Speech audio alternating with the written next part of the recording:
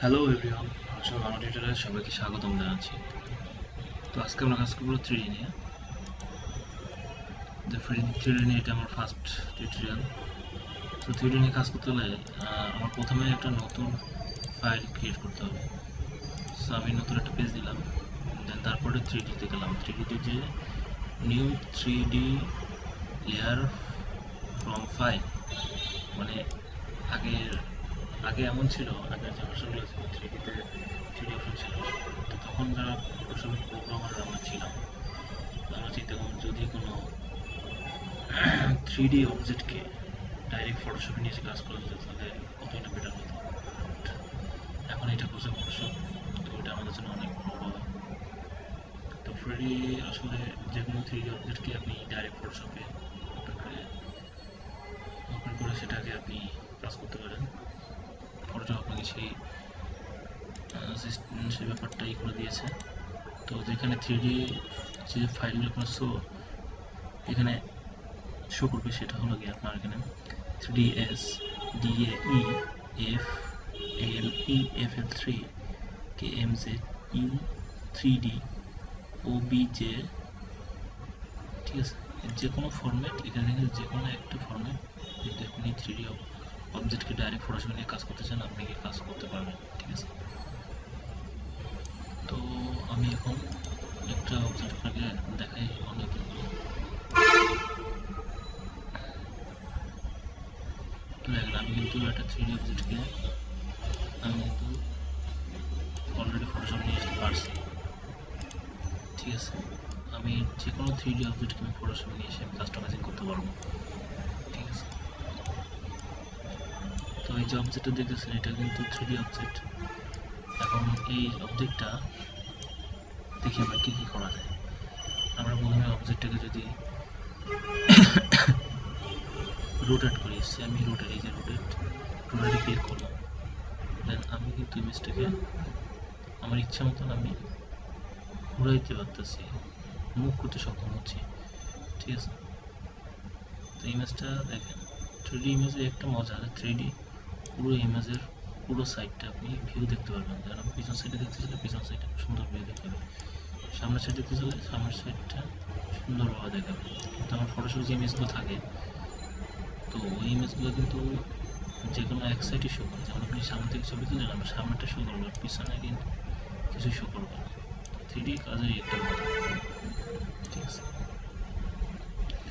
তারপরে আমাদের যেটা আছে রোল টুল সিলেক্ট করলাম।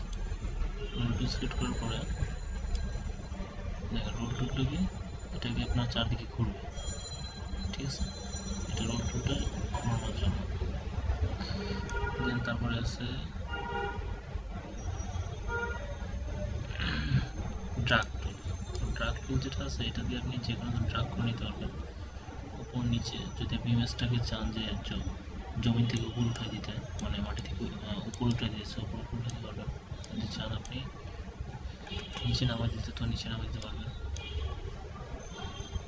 তো অ্যাকচুয়ালি 3D কাজ করে আসলেই অনেকটা মজা। আমি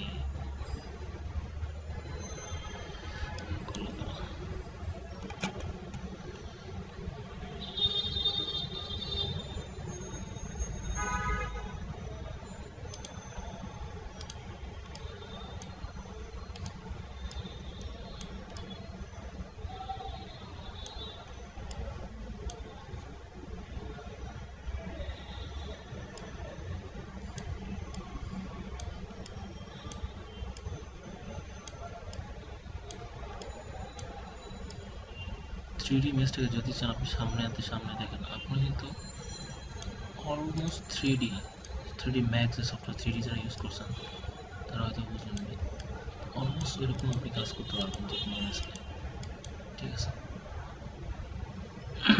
তারপরে যেটা আছে স্লাইডে যেটা আছে এটা আপনি যে কোনো স্লাইড করতে পারবেন, সেটা সামনে পিছনে, সেটা ডানে, সেটা বামে, আপনি ইচ্ছে মতো স্লাইড করতে পারবেন, ঠিক আছে।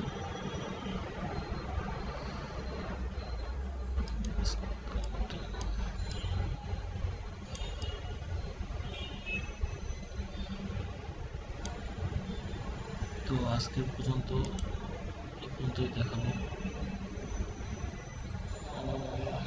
আরেকটা কাজ দেখাই, সেটা হলো যখন আমি 3D টেস্ট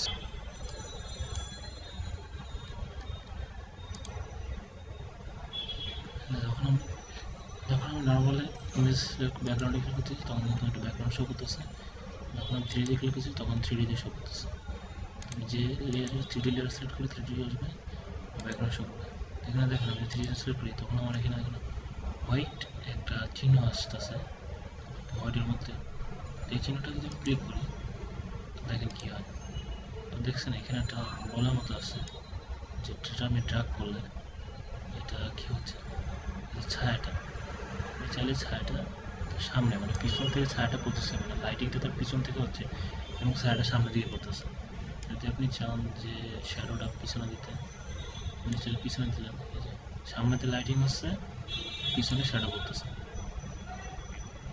ঠিক আছে। এরকম আপনি চাইলে এটা শ্যাডো এরকম ইজিলি ভাবে আপনি আপনার মন মতো শ্যাডো দিতে পারবেন, ঠিক আছে।